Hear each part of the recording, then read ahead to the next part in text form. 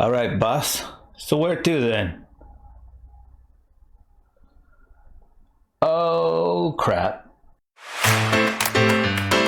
Welcome to my movie show, for the topic of this video is Collateral, which was directed by Michael Mann, who you may know for Heat, Ali, or Last of the Mohicans. It was initially released on August 6th of 2004. It stars Tom Cruise, Jamie Foxx, Mark Ruffalo, Jada Pinkett Smith, Peter Berg, and Javier Bardem.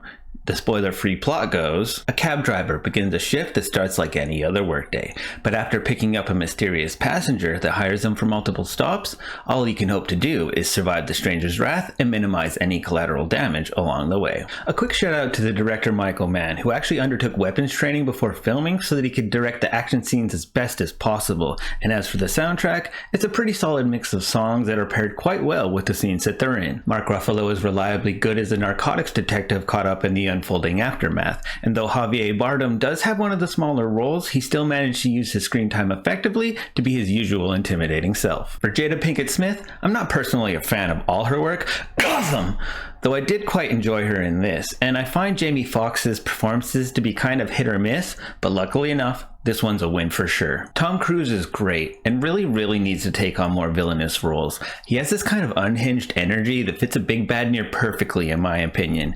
And yes, for those that are counting, Tom Cruise does have another standard issue running scene.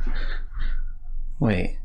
How am I running in a chair? I also really enjoy the borderline Stockholm syndrome that develops between the main characters at times, and Jason Statham does have a brief cameo at the very start of the movie that's credited as Airport Man, though it was made to look like the Transporter even though it was an official crossover between the two franchises. It's probably better as a standalone property, but I do wonder what other stories could be told within this universe.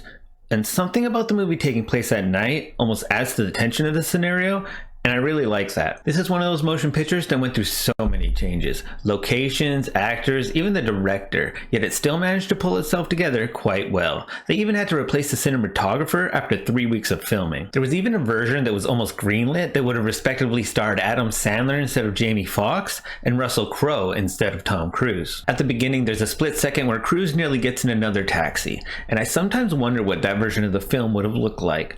Also, it does include one of those typical movie tropes where the hero could have gone one of 12 ways, but somehow, without question, the bad guy picks the exact way that they actually went. No spoilers, but the scene in the jazz bar is always particularly interesting to me whenever I watch this. This takes more of a grounded, real-world approach to the action than a film like John Wick does, and it has quite the fitting ending. The way they set it up along the way is very satisfying. But before we finish the target, feel free to like the video and subscribe for more reviews. Let me know in the comments what you think if you've seen it. So on the scale of yes, maybe, or no, should you bother seeing Collateral?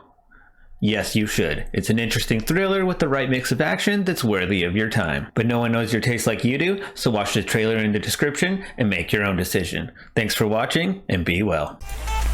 If you enjoyed this video, you can click here for my previous review. Thanks for watching.